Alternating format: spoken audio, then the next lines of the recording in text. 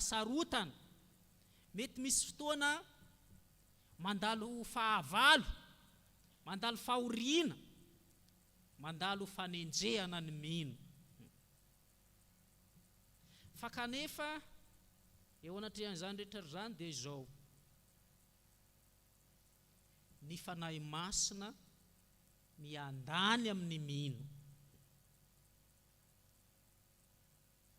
Zany hoe zany ny fanahy masina dia mandray andraikitra amin'ny fiainan'ny mino. Ka ho jerentsika ao anatin'izay manampy ny mino ny fanahy masina. Manampy ny mino ny fanahy masina. Ndao ho jerentsika ny tantara voalohany.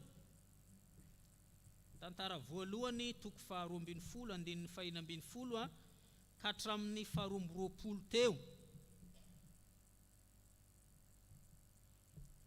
Ny tantara voalohany toko 12 ny andininy 512 ka hatramin'ny 12 dia mitantara ny amin'ny zavatsarotra izay nandalovan'i Davida. Nandalo fotoan-tsarotra Davida teto. Fantatratsika tsara ny tantara fa nosorana ho mpanjaka Davida. Efa vao isotro mpanjaka Davida fa kanefa mbola tsy avatrany nandray ny fanjakany izy. Mbola i Saoly no tompon'ny fahefana. Mbola teo ampelantanan'i Saoly ny fahefana. Ka ny olana nefany dia nialona sy natahotra an'i Davida i Saoly, satria i Davida nafaty alinalina, i Saoly kosa firy arivo. Noho izay anton'izay dia nanenjika ary nitady hahafaty an'i Davida i Saoly. Ka vokatra izay zavatra izay dia tsy tafapetraka tao an-tanàna i Davida, fa nandositra tany anefitra, niafina tany amin'ny toerana fiarovana. Zany hoe toerana fiafenana fahavalo zany. Ka eto amin'ny andininy 512 tany amin'ny toerana fiarovana i Davida dia tonga ny ireo lehilahy mahery. Zany hoe nisy mpiantafiky malaza tonga nanatona Davida, izay avy tao amin'ny taranaky Benjamina sy Joda, zany hoe Israely ihany. Ka rehefa tonga teo amin'ny Davida izy, dia izao ny tenin'ny Davida amin'ny andininy 7:10: raha fihavanana no iavinareo aty amiko anampy ahy, dia ikambany sika. Fa raha avy amadika kosa ianareo ho azon'ny fahavaloko, nefa tsy mba nanao ankaterenany tanako, dia Andriamanitry ny razantsika no ijery sy amaly izany. Zany ny tenin'ny Davida, teny ao anatin'ny fahadiovam-po zany teny zany. Teny ao anatin'ny fijoroana amin'ny fahamarinana, ary teny izay mampiariary ihany koa ny fatokina an'Andriamanitra. Hoy Davida hoe tsy mba nanao ankaterena ny tanako. Zany hoe ny tiany Davida resahiny eo na dia teo aza ny fanenjehan'ny Saoly azy ka samono azy, tsy mba nieritreritra zava-dratsy tamin'ny Saoly Davida.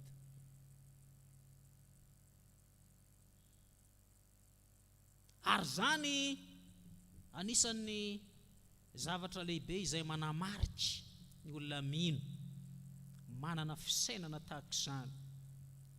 Ary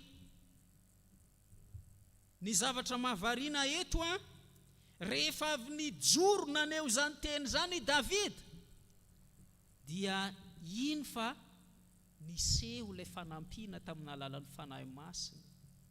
Rehefa avy nijoro tamin'ny fahadiovampo izy, nijoro tamin'ny fatokinan'Andriamanitra izy, rehefa nijoro tamin'ny fahamarinana, eny fa tonga ny fanampian'ny Fanahy Masina. Amin'ny andininy 9 ary Amasay, lehibe ny mpanafika malaza, dia nampiteneny ny Fanahy hoe, anao zay ry Davido, fa miandany aminao ry zanaky Jese, fiadanana, eny, fiadanana ny ho anao, ary fiadanana ny ho an'ny manampy anao, fa Andriamanitrao no manampy anao.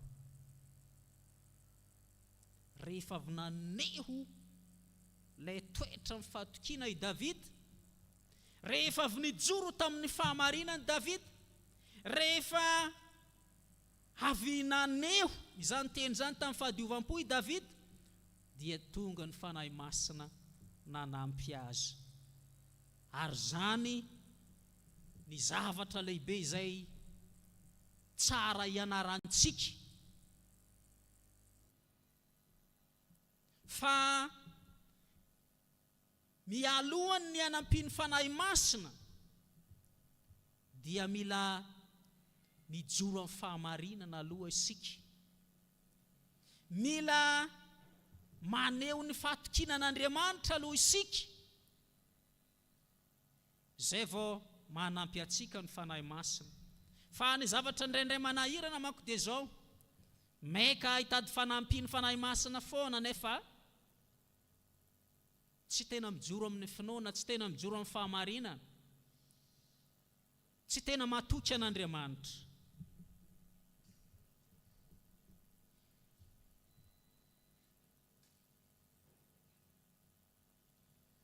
Ary ny zavatra faharoa dia zao,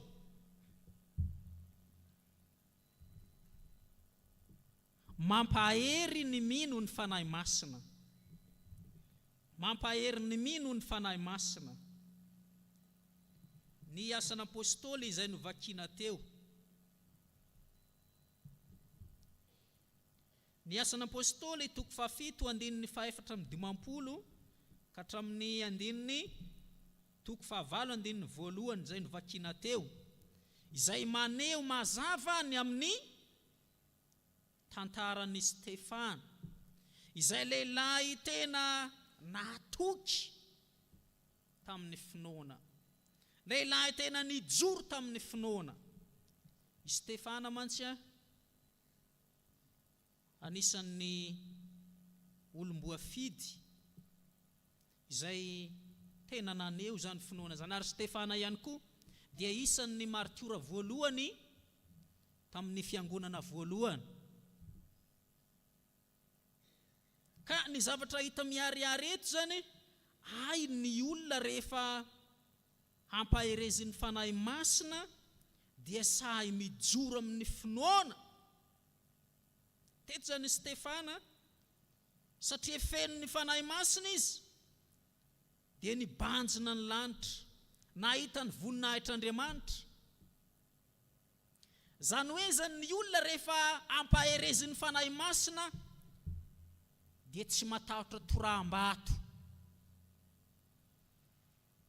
Teto Stefana nitory an Jesosy Kristy izy teo anatrehan'ireo jiosy sy ireo mpitondra fivavahana jiosy. Fa raha mijery ny 4:15 atsika, rehefa nitory an Jesosy Kristy, nitory an Jesosy Kristy fa nitsangana tamin'ny maty ary niakatra nan-danitra i Stefana, dia lotika ny fon'ireo jiosy fa indrindra ireo mpitondra fivavahana. Satria tsy mihinan Jesosy izy, tsy mihinan Jesosy nitsangana tamin'ny maty izy, tsy mihinan Jesosy niakatra nan-danitra zany izy. Fa noho ny Fanahy Masina tao amin'ny Stefana, dia nahery izy tsy nitsahatra, na dia lotika aza ny fon'ireo tsy tia. Ary zany anisan'ny zavatra takin'ny finoana ihany koa ry havana malala.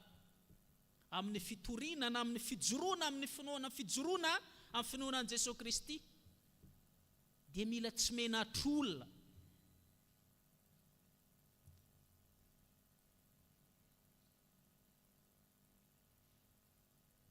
Ary zavatra hita eto ihany koa i Stefana, na dia teo azy ny tsy fankasitrahany ireo jiosy ireo ny fijoroana izay nataony dia tsy nitsahatra ny fandray tamin'i Jesosy izy, tsy nitsahatra ny vavaka izy mandra-pahafatiny.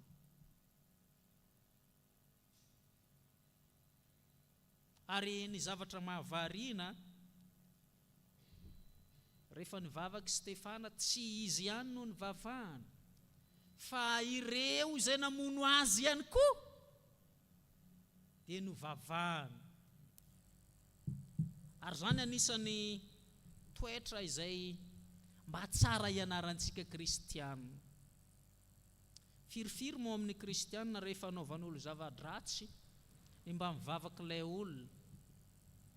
Fa matetika atsika rehefa misy olo manao zavatra ratsy amintsika na mamono atsika, ozona ny ao an-tsaina. Ary na dia misy miteny azany sasany vavaka ampahany ihany ilay vavaka, fa ny eritreritra amin'ny ankapobeny rehefa misy olo mamono dia tokony ho fatika ilay olona. Zay ilay fotom-pisaina. Eto zany mampianatra atsika fa ny toetsainan'ny olona mino, ny toetsainan'ny olona miorina amin'ny finoana dia tsy tahaka izany. Dia mba manana fisainana hampandroso ny hafa ihany koa izy. Ry havana malala, mampianatra atsika zany amin'ity androany ity lohahevitra ity, hoe miandany amin'ny mino ny Fanahy Masina. Zavatra anankiroa lehibe no tsara ianarantsika. Voalohany zany manampy atsika ny Fanahy Masina, fa nefa mijery atsika ny Fanahy Masina aloha hoe olona mahatoky an'Andriamanitra ve tsika, mijoro amin'ny fahamarinana ve tsika.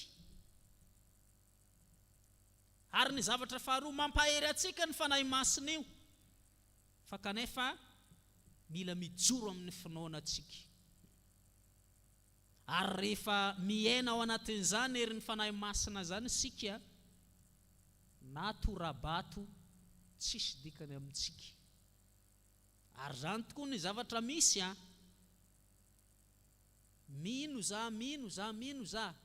Ary misy miteny azany sasany hoe hiara-maty amin'i Jesosy, fa mbola torabato anankiray ihany no mandeha, efa mandositra ny sasany. Ao anatin'izay ny ry havana malala, tsy anarana entina fotsiny zany mino zany, fa anarana mitaky fiorenana sy fahatokiana. Ka dia ho an'Andriamanitra ireny voninahitra, ho antsika kosa ny fiadanana. Amen.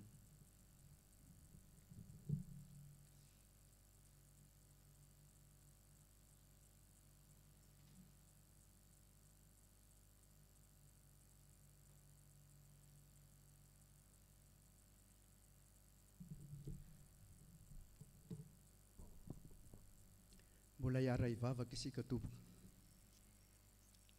Mbola faly misaotra anao hatrany izahay ry Andriamanitra rainay eo. Rainay tokoa ianao, ka tsy mitsahatra miteny aminay zanakao, mampafantatra anay ny sitraponao izay tokony hiainanay, mba hanananay firaisana sy fiombonana aminao Andriamanitra.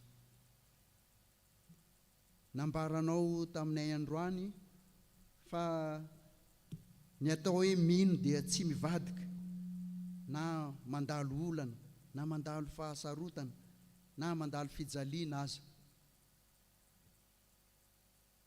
Nambaranao anay ihany koa androany fa ny Fanahy Masina dia manampy ny mino, indrindra fa rehefa matoky azy isika. Mampahery ihany koa ny Fanahy Masina ka mahatonga antsika tsy hatahotra, tsy homenatra hijoro amin'ny fanarahana an' Jesosy Kristy, na mafy aza ny ady dia mijoro amin'ny fahamarinana hatrany ary mijoro amin'ny finoana an' Jesosy Kristy hatrany. Manoloana izany hafatra izany Tompo dia mahatsiaro menatra izahay satria mba milaza tena ho kristianina, zanak'Andriamanitra, nefa dia tsy mba mahatandrina ny bidinao, tsy mankatoa ny teninao. Rehefa tojo fahasarotana izahay, raha mafy ny ady izay manjo anay dia miverina izahay fa tsy matoky anao Andriamanitra ary tsy mijoro amin'ny finoananao Jesosy Kristy. Izay tianay sy mahafinaritra anay ihany, izay mety amin'ny fisainanay ihany no ataonay, na tsy mifanaraka amin'ny sitraponao aza. Koa ankehitriny dia mifono aminao izahay Andriamanitra, mamelà ny elokay, sasao ny ranonao soa izahay ho afa-keloka, diovy izahay ho afa-pahotana.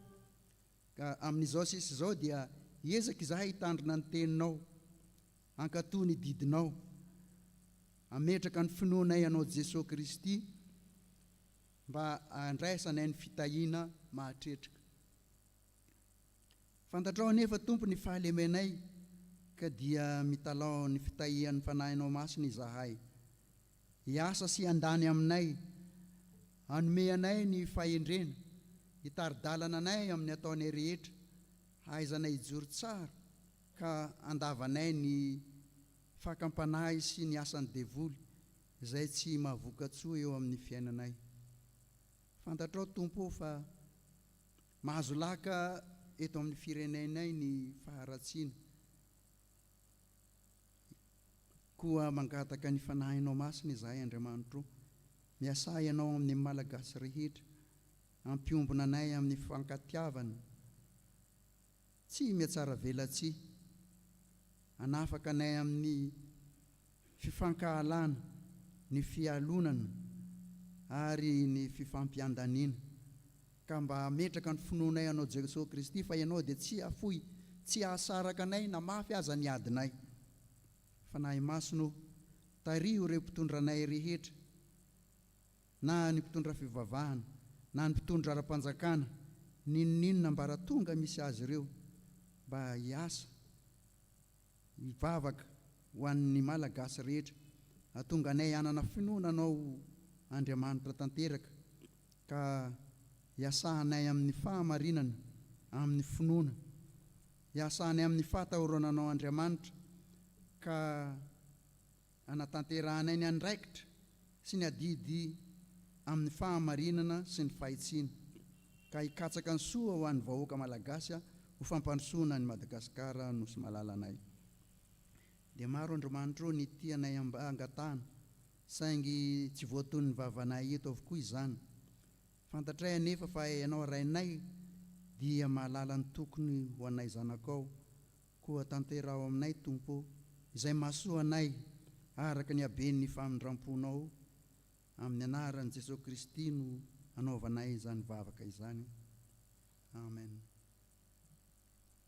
Ry havana, raiso ampitiavana sy fanantenana eo ampitsanganana ny famelan-keloka omeny Tompo atsika. Hoy ny Tompo, fitiavana mandrakizay no ny fitiavako anao, koa izany no ampaharetako famindrampo anao.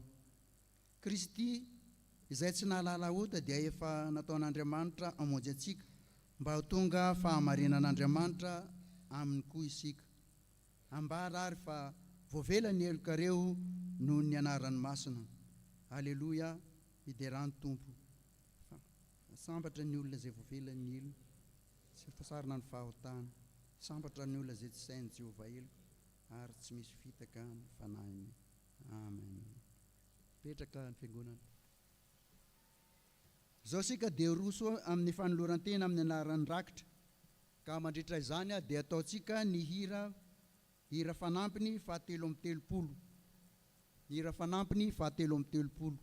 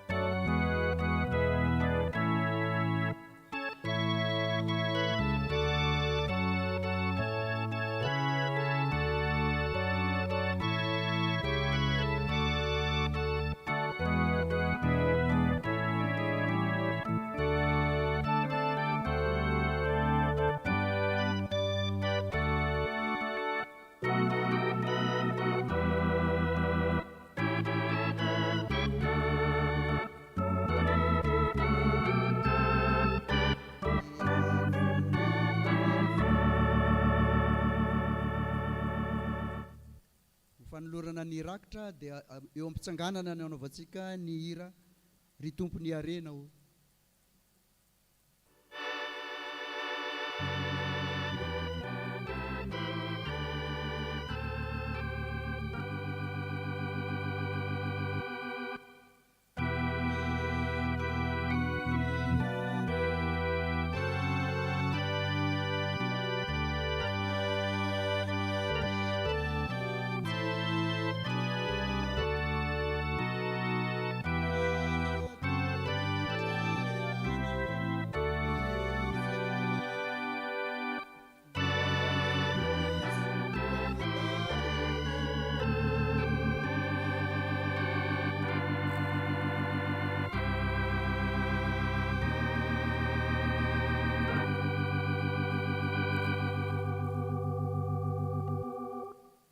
Toerana to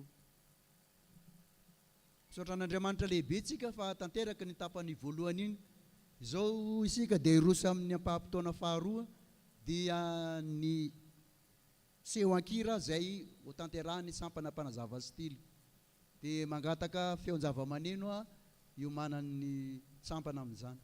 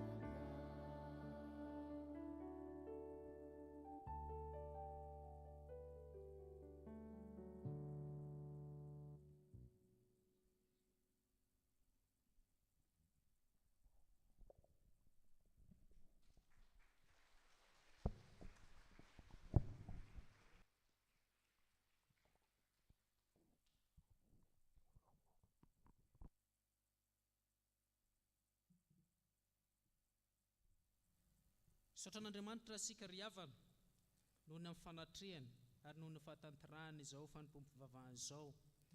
Asaina hitsangana ny fiangonana handray ny tsiodrano.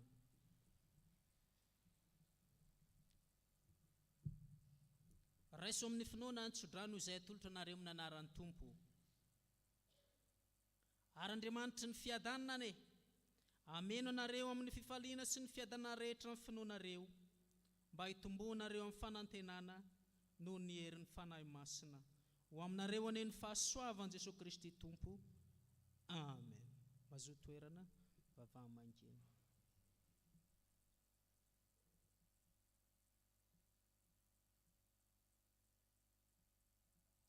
Ho an'Andriamanitra rerany ny voninahitra amin'ny anaran'ny Ray sy ny Zanaka ary ny fanahy masina.